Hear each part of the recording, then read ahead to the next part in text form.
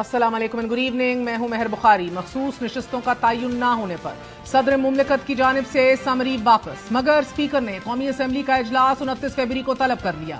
مخصوص نشستوں پر election commission کی جانب سے متوقع فیصلہ بھی سامنے نہ آ سکا اور اب الیکشن کمیشن کا 5 رکنی بینچ کل سنی اتحاد کونسل کی درخواست پر اوپن سماعت کرے گا۔ مخصوص نشستوں کا تعین نہ ہونے پر صدر مملکت کا سمری واپس بھیجنے اور اسپیکر کے اجلاس بلا لینے سے آئینی بحران سر اٹھا رہا ہے۔ آئین کے آرٹیکل 91 کی شق 2 کے تحت قومی اسمبلی کا اجلاس 21 دن کے اندر بلانا لازم ہے۔ صدر 21 دن سے پہلے کسی بھی وقت اجلاس طلب کر سکتا ہے، اس لیے آئین کے مطابق اس وقت اسپیکر قومی اسمبلی اجلاس بلانے کے مجاز نہیں۔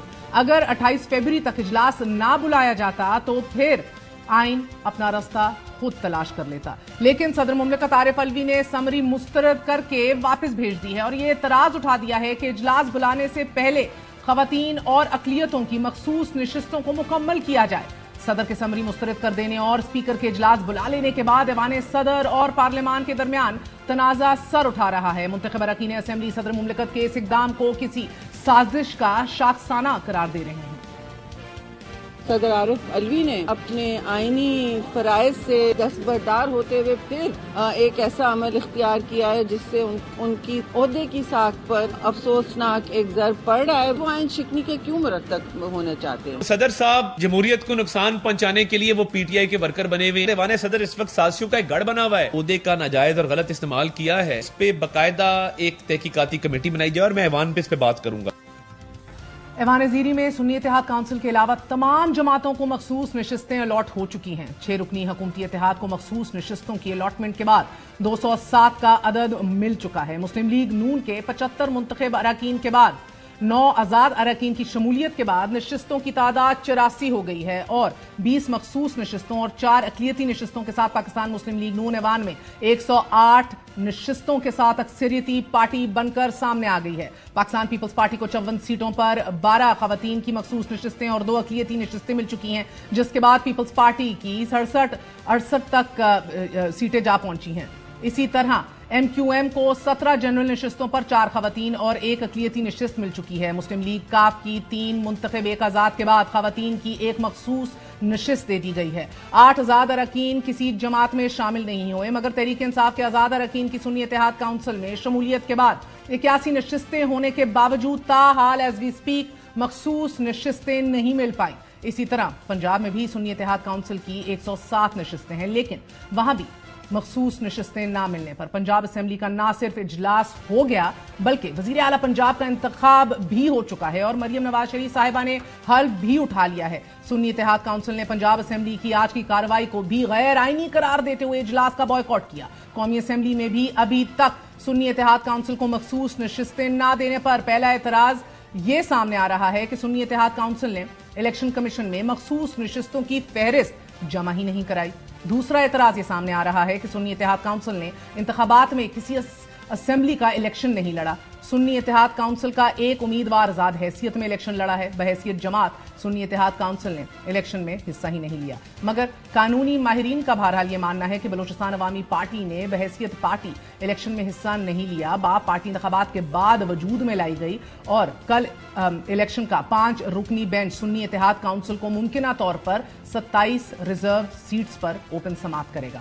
ناظرین، الیکشن کمیشن نے سنی اتحاد کونسل کو نوٹس جاری کر دیا ہے، لیکن عمومی تاثر یہی ہے کہ اگر الیکشن کمیشن نے سنی اتحاد کونسل کو مخصوص نشستیں الاٹ نہیں کی تو یہ معاملہ عدالت جا سکتا ہے اور اگر یہ معاملہ عدالت پہنچ گیا تو پھر قومی اسمبلی کے اجلاس پر آئینی سوالات بھی کھڑے ہو سکتے ہیں۔ اسی حوالے سے بات کریں گے، ہمارے ساتھ صاحبزادہ حامد رضا چیئرمین سنی اتحاد کونسل موجود ہیں۔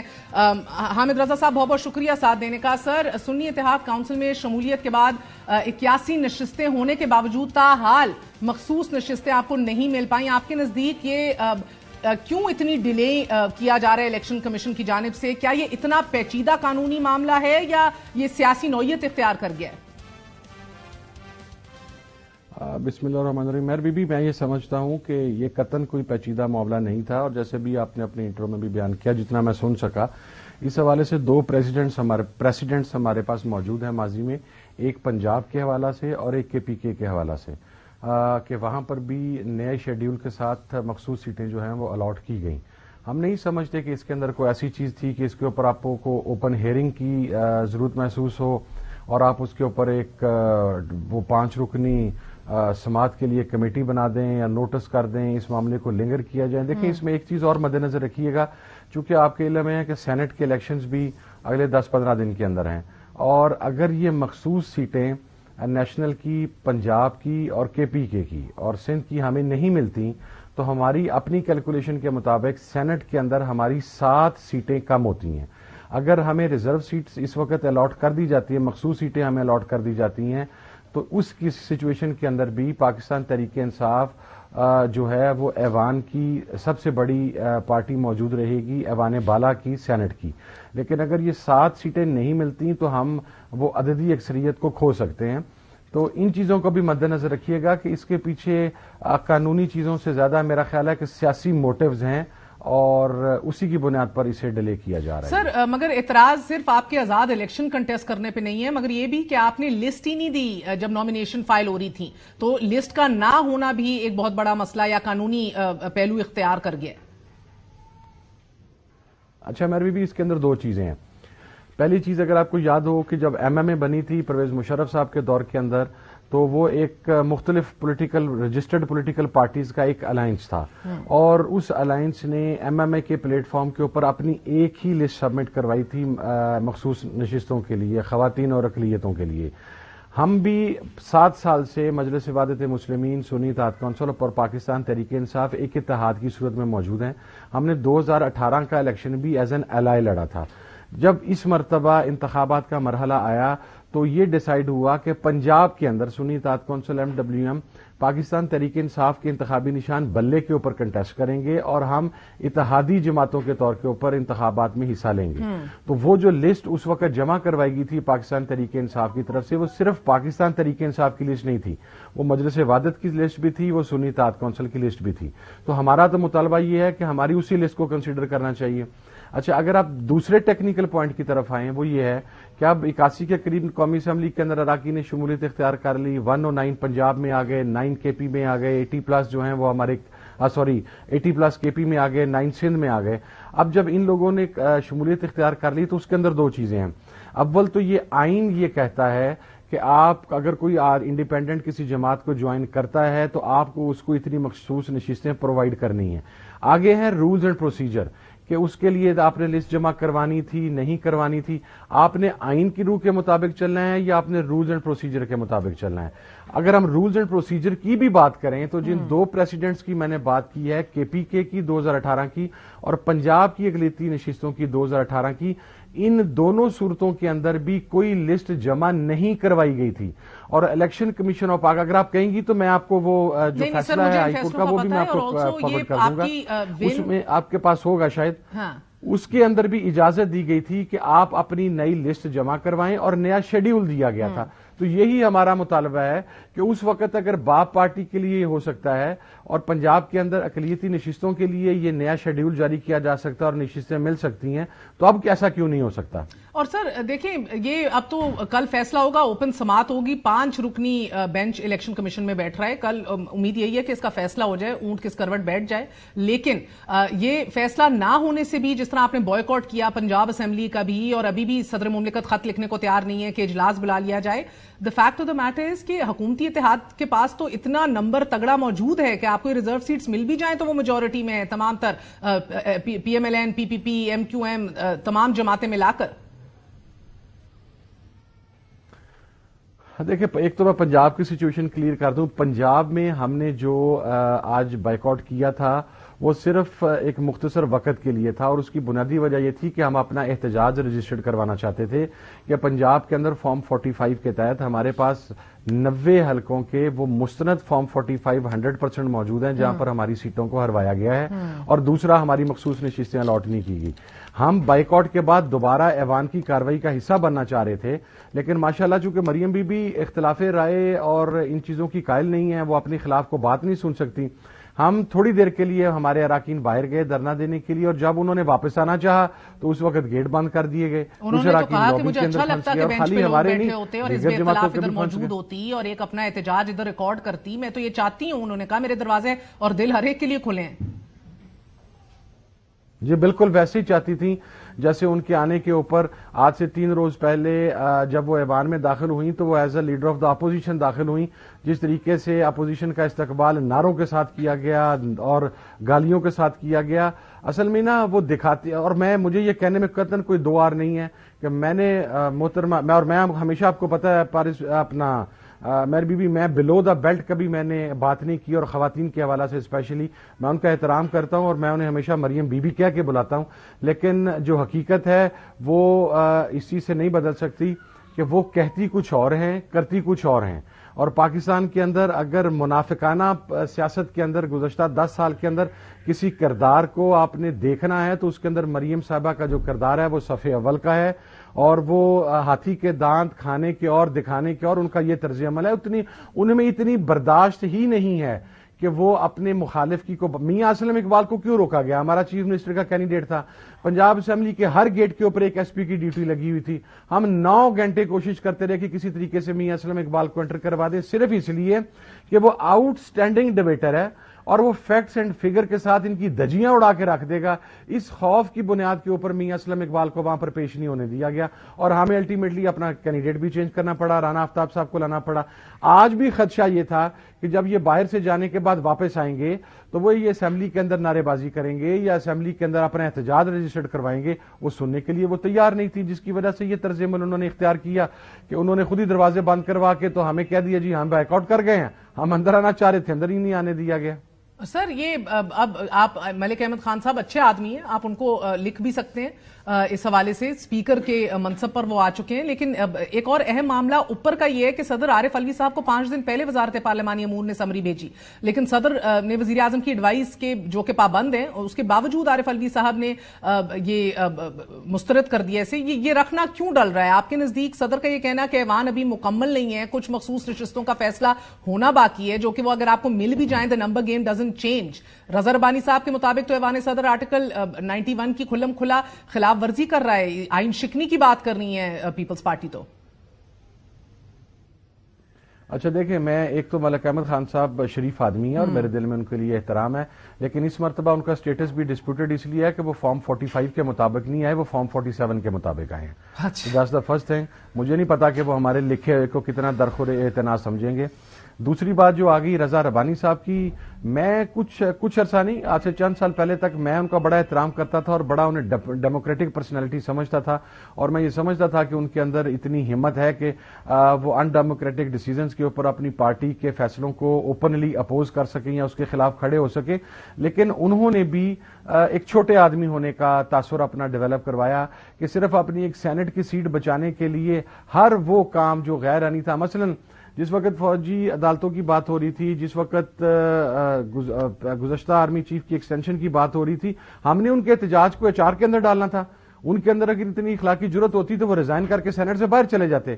آج انہیں آئین شکنی یاد آ رہی ہے, آج انہیں یہ تمام چیزیں یاد آ رہی ہیں, انہیں یہ یاد نہیں آ رہا کہ قومی اسمبلی کے ایوان کے اندر 27 سیٹیں مخصوص جو کہ ایک پارٹی کو الاٹ کی جانی ہیں ان کو الاٹ نہیں کی جا رہی.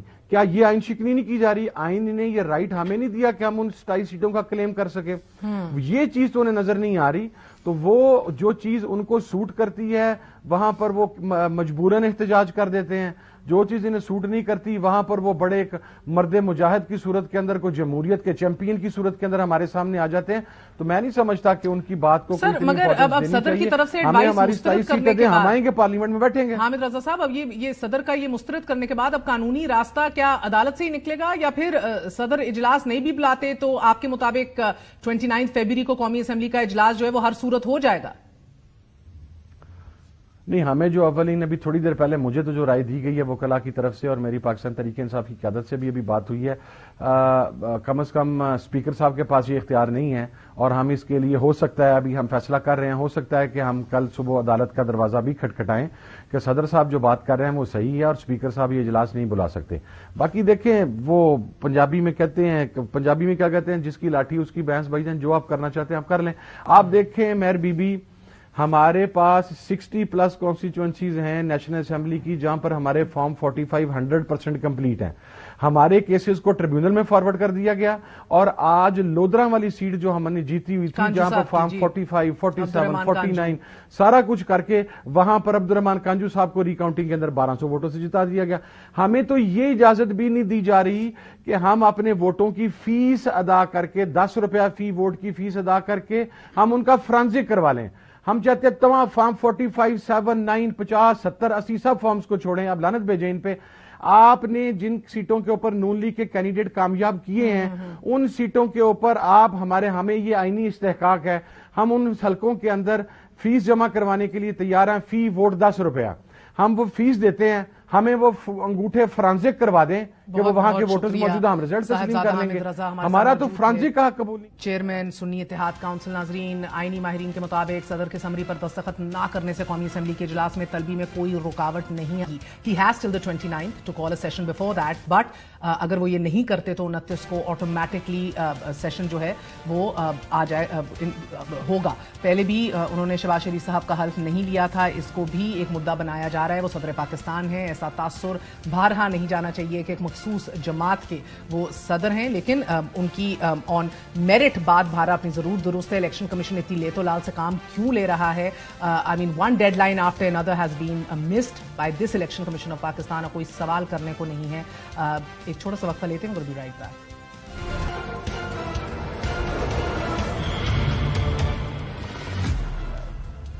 مراد علی شاہ تیسری بار سندھ کے وزیر اعلیٰ اور مریم نواز ملک کی تاریخ میں پہلی بار خاتون وزیر اعلیٰ پنجاب دونوں منتخب ہو چکے ہیں. پنجاب اسمبلی میں مسلم لیگ نون اور اتحادیوں کی مشترکہ امیدوار مریم نواز 220 ووٹ لے کر وزیر اعلیٰ پنجاب منتخب ہوئیں. اپوزیشن کے بوائیکاٹ اور واک آؤٹ کے باعث رانا آفتاب کوئی ووٹ حاصل نہیں کر سکے. سنی اتحاد کونسل نے رانا آفتاب احمد خان کو وزیر اعلیٰ کا امیدوار نامزد کیا. تاہم کونسل نے وزیر اعلیٰ کے انتخابی عمل کا مکمل بوائیکاٹ کیا اور دوران اجلاس رانا آفتاب نے پوائنٹ آف آرڈر پر بات کرنا چاہی مگر اسپیکر نے اجازت نہیں دی. سنی اتحاد کونسل کے اراکین بولنے کی اجازت نہ ملنے پر ایوان سے واک آؤٹ کر گئے. مریم نواز نے اپوزیشن کو منا کر ایوان میں واپس لانے کا کہا کہ جس پر 6 لیگی رہنما اپوزیشن کو منانے پہنچے، جبکہ اپوزیشن کا یہ ماننا ہے کہ غیر آئینی طور پر پنجاب اسمبلی کی نشستوں پر براجمان ہونے والوں نے آج پنجاب کی ایک جعلی وزیر اعلیٰ کا انتخاب کیا. اور اپوزیشن یہ کہہ رہی ہے کہ جب واپس آنا چاہا بھی تو دروازے الحمدللہ لاکڈ تھے. وزیر اعلیٰ کے انتخاب کے بعد دوران تقریر مریم نواز شریف کا کہنا تھا کہ اپوزیشن آج ایوان میں ہوتی تو جمہوری عمل کا حصہ بنتی، شور شرابہ کرتی، مجھے خوشی ہوتی. میرے دل میں کسی کے لیے انتقام کی خواہش نہیں. نو منتخب وزیر اعلیٰ مریم نواز نے health card, free wi fi, air ambulance services, Punjab کے ہر ضلع میں دانش اسکول کھولنے سمیت کئی اہم اعلانات کیے. ناظرین، گزشتہ دنوں ممکن ہے کہ مجھ سمیت خاتون صحافیوں کے خلاف مسلم لیگ نون کی جانب سے ایک بھرپور اور ایک ایکسٹریملی وائلڈ سوشل میڈیا مہم آپ کی نظروں سے گزری ہو جو پوری شد و مت سے کئی روز تک جاری رہی. آج تعجب ہوا جب مریم صاحبہ نے عورت کی ہراسگی کے حوالے سے اسے اپنی ریڈ لائن قرار دیا.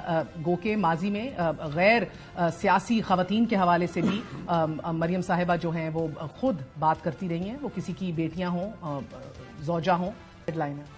وزیر اعلیٰ پنجاب مریم نواز نے شہباز سپیڈ کی رفتار سے حل برداری کے فوراً بعد یکے بعد دیگرے وزیر اعلیٰ ہاؤس میں 3 اجلاس بھی طلب کیے. مریم نواز صاحبہ کی زیر صدارت امن و امان کے متعلق اجلاس بھی ہوا کہ جس میں انہوں نے ٹیکسلا میں جو بزرگ خاتون کو تھپڑ مارنے کے واقعہ تھا اس کا بھی نوٹس لیا. مریم نواز کا بطور وزیر اعلیٰ انتخاب ملک کی تاریخ رقم کرنے اور سیاسی جانشینی کی روایت برقرار رکھنے کا امتزاج ہے. ناظرین، مریم نواز نے نواز شریف کے ووٹ کو عزت دو کے مزاحمتی بیانیے کی عوام میں ترجمانی سے لے کر جیل جانے، جماعت کا چیف آرگنائزر اور نائب صدر بننے اور پھر دوسری سمت میں پی ڈی ایم کی حکومت کے دوران مزاحمتی بیانیے کو ترک کرنے سے لے کر وزارت اعلیٰ کی کرسی تک کا سفر بہت تیزی سے مکمل کیا ہے. مریم نواز کو 5 سال قبل احتساب عدالت نے ایون فیلڈ کیس میں 7 برس کی سزا بھی سنائی تھی اور اس مقدمے میں اپنے والد نواز شریف کی لنڈن میں پراپرٹیز کو چھپانے میں ایڈنگ اینڈ ایبیٹنگ کرنے پر سزا سنا کر جیل بھیج دیا گیا تھا. انہیں 10 برس تک انتخابی سیاست میں حصہ لینے کے لیے بھی ناقابل نااہل قرار دیا گیا تھا. But that is politics and we see that on repeat unfortunately. یہ بھی سیاسی نظام کی آئرنی ہی کہہ لیجیے کہ ایک طرف کم و بیش ملک کی نصف آبادی پر مشتمل صوبے کی اس 9 منتخب وزیر اعلیٰ نے حلف اٹھایا کہ جن کا سیاسی تجربہ فقط 7 سال کا ہے. مریم نواز صاحبہ یوتھ ونگ کی چیئرپرسن سے براہ راست جماعت کی چیف آرگنائزر بھی بنی اور ملک کے سب سے بڑے صوبے کی وزیر اعلیٰ ہیں آج. دوسری جانب سندھ اسمبلی اسمبلی میں پیر کو ہونے والی ووٹنگ میں مراد علی شاہ صاحب نے 112 ارکان کی حمایت حاصل کر لی ہے اور ان کے مقابلے میں MQM کے علی خورشیدی کو 36 ارکان کی حمایت حاصل ہوئی. مراد علی شاہ تیسری بار وزارت اعلیٰ کے منصب کے لیے منتخب ہو چکے ہیں جو طویل مدت کا تجربہ رکھتے ہیں.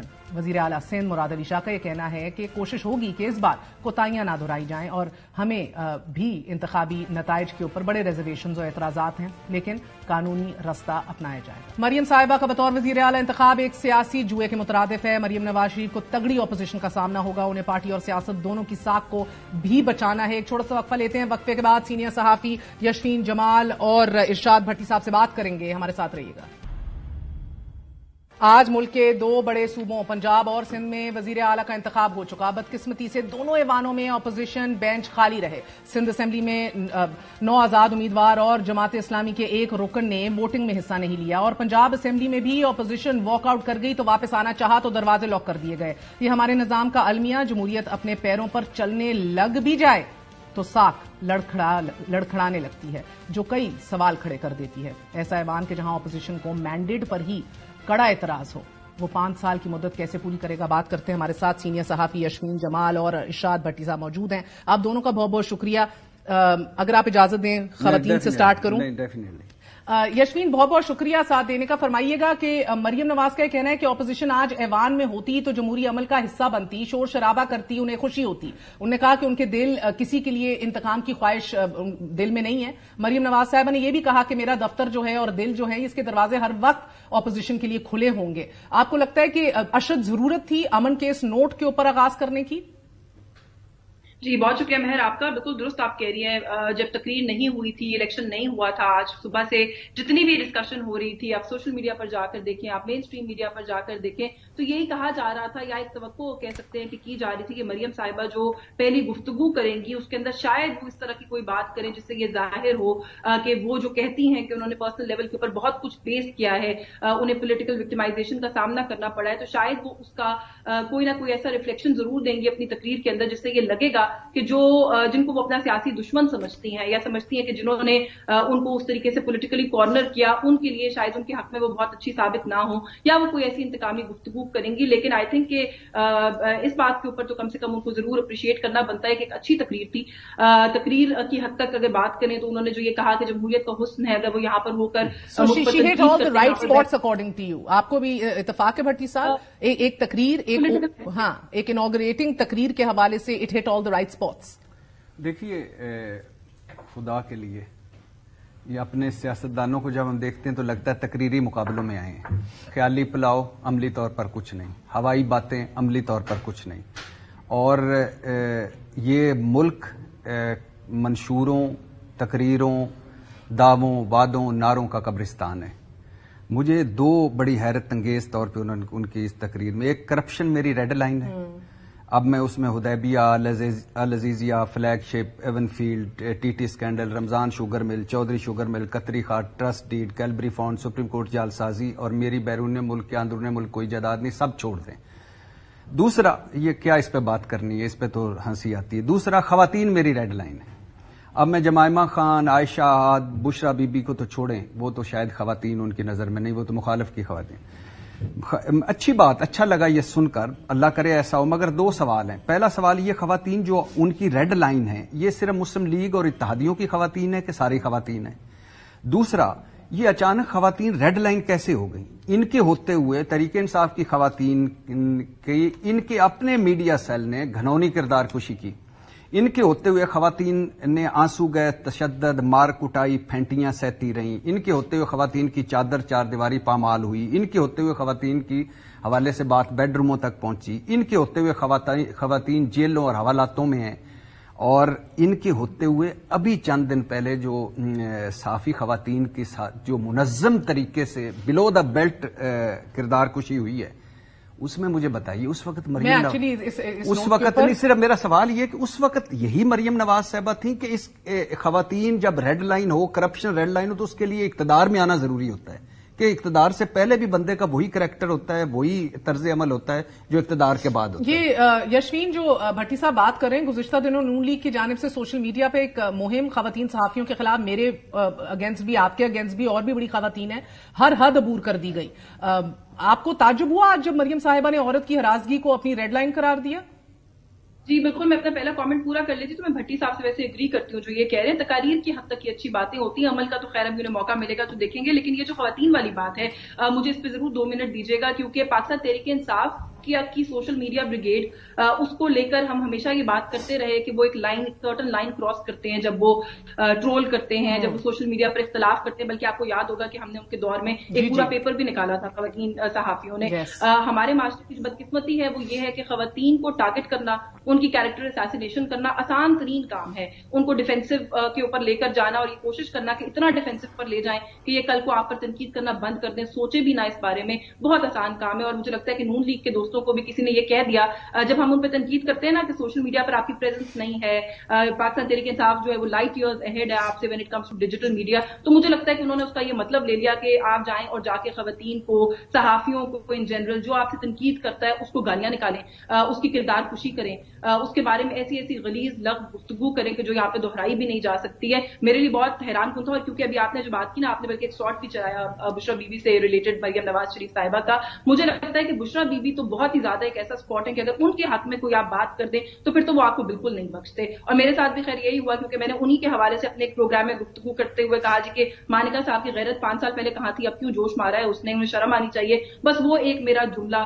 لگا کر جو طوفان بدتمیزی بپا کیا گیا, وہ میرا خیال ہے, مجھے آپ کو میں نہیں کہہ سکتی کہ آپ سمجھ نہیں سکتی, کیونکہ اس کے بعد ہم نے دیکھا کہ جو آپ کے ساتھ کیا سوشل میڈیا کے اوپر. میں ایک بات ضرور یہاں پہ کہنا چاہتی ہوں کہ اکثر جب ہم پولیٹیکل پارٹیز کے لوگوں کو یہ بات کہتے ہیں کہ آپ کی سوشل میڈیا بریگیڈ جو ہے وہ آ کے ہمیں ٹرول کرتی ہیں, ہمیں گالی نکالتی ہیں, ہمیں تھریٹس دیتی ہیں, ہماری کیریکٹر اساسینیشن کرتی ہیں, تو وہ کہتے ہیں جی یہ تو ایک عام یوزر ہے جو ہمارا سپورٹر ہے, ہم کوئی آرگنائز طریقے سے تھوڑی کسی سے یہ کام کرواتے ہیں. تو آئی ریلی وانٹ ٹو سے دس کہ جو کچھ اکاؤنٹس ایسے تھے جنہوں نے بہت اگریسولی مجھے ٹرول کیا, میں نے جس اکاؤنٹ کو جا کر کھول کر دیکھا, پاکستان مسلم لیگ نواز کی سینئر لیڈرشپ اس اکاؤنٹ کو فالو کر رہی ہوتی تھی, بلکہ بیشتر اکاؤنٹس کو مریم نواز شریف صاحبہ خود فالو کر رہی ہوتی تھی. تو سوال یہاں پر صرف یہی پوچھنا ہے کہ آپ اگر کسی کو کہتے نہیں ہیں کہ آپ جا کے مہر بخاری کو, فریہ ادریس کو, ماریہ میمن کو, یشمین جمال کو ٹرول کریں, انہیں تھریٹس دیں, ان کی کیریکٹر اساسینیشن کریں, تو کم سے کم آپ ایک ٹویٹ کر کے اپنے فالوورز کو یہ تو کہہ سکتے ہیں کہ ایسا ہو رہا ہے, ایسا نہ کریں, ہم اسے سپورٹ نہیں کرتے. لیکن ہم کبھی وہ بھی نہیں دیکھتے, کیونکہ یہ بات آپ بھی بہت اچھے طریقے سے جانتی ہیں, یہ بات مجھے بھی پتا ہے, یہ بات بھٹی صاحب بھی جانتے ہیں کہ یہ سوشل میڈیا پر جو لوگ گالیاں نکال رہے ہوتے ہیں وہ ایکچولی ایک مقابلے کا حصہ ہوتے ہیں. انہیں پتا ہوتا ہے کہ ہماری جو پرفارمنس ہے یہ مانیٹر کی جا رہی ہے اور اس کو کسی پوائنٹ پر ریوارڈ کیا جائے گا, یہ پسند آتی ہے.